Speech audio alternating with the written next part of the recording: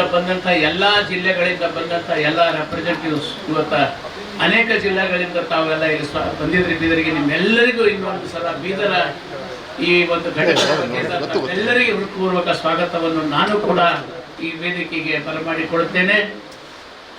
ಇವತ್ತಿನ ದಿವಸ ಈ ಕಾರ್ಯಕ್ರಮ ಬಹಳ ವಿಶೇಷವಾದಂಥ ಕಾರ್ಯಕ್ರಮ.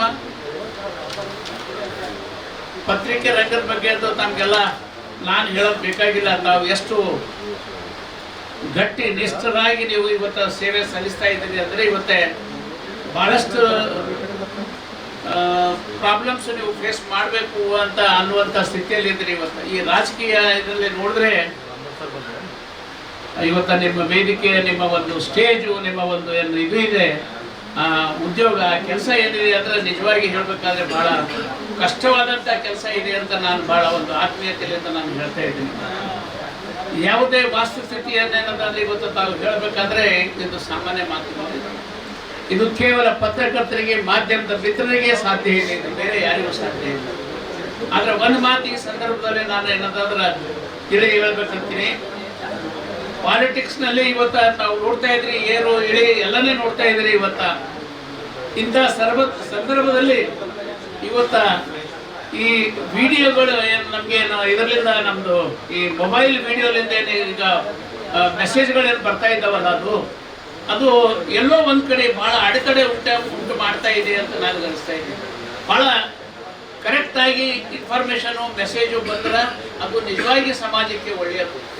ಇಲ್ಲ ಎಲ್ಲೋ ಒಂದು ಕಡೆ ಒಂದು ಚೂರು ಮುಂದಿಂದು ಬಿಟ್ಟು ಹಿಂದಿನ ಬಿಟ್ಟು ನಡುವಿಂದೇ ಒಂದು ತೊಗೊಂಡು ನಾವೇನಂತ ಅಂದರೆ ಈ ಮೊಬೈಲ್ಸ್ಗಳಲ್ಲಿ ಹಾಕಿ ನಾವು ಒಂದು ವೇಳೆ ಮೆಸೇಜ್ ಮಾಡಿದರೆ ನಿಜವಾಗಿ ಅದು ದೇಶಕ್ಕೂ ಹಾನಿ, ಸಮಾಜಕ್ಕೂ ಹಾನಿ, ಪತ್ರಕರ್ತರಿಗೂ ನೋವು ಉಂಟು ಮಾಡುವಂಥ ಕೆಲಸ ಈಗ ಆಗ್ತಾ ಇದೆ ಅಂತ ನಾನು ಭಾಳ ಸ್ಪಷ್ಟವಾಗಿ ಹೇಳ್ತಾ ಇದ್ದೀನಿ.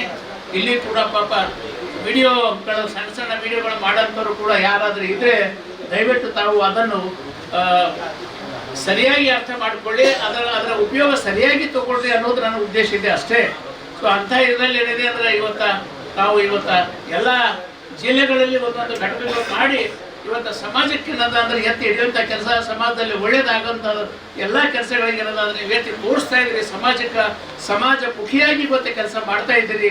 ನಿಜವಾಗಿ ನಿಮಗೆ ನಾನು ನನ್ನ ಒಂದು ಇದರಲ್ಲಿ ಧನ್ಯವಾದಗಳು ನಾನು ನಿಮಗೆ ಹೇಳಿಕೆ ಬಯಸ್ತೀನಿ. ಈ ಸಂದರ್ಭದಲ್ಲಿ ಇವತ್ತು ವಿಶೇಷವಾಗಿ ಬೀದರ್ ಈ ಘಟಕ ಇವತ್ತು ಭಾಳ ಒಳ್ಳೆ ರೀತಿ ಕೆಲಸ ಮಾಡಲಿ ಅಂತೇಳಿ ಈ ಸಂದರ್ಭದಲ್ಲಿ ನಾನು ಪ್ರಾರ್ಥನೆ ಮಾಡಿ ನನ್ನ ಮಾತಿಗೆ ವಿರಾಮ ಕೊಡ್ತೀನಿ. ಜೈ ಹಿಂದ್, ಜೈ ಕರ್ನಾಟಕ.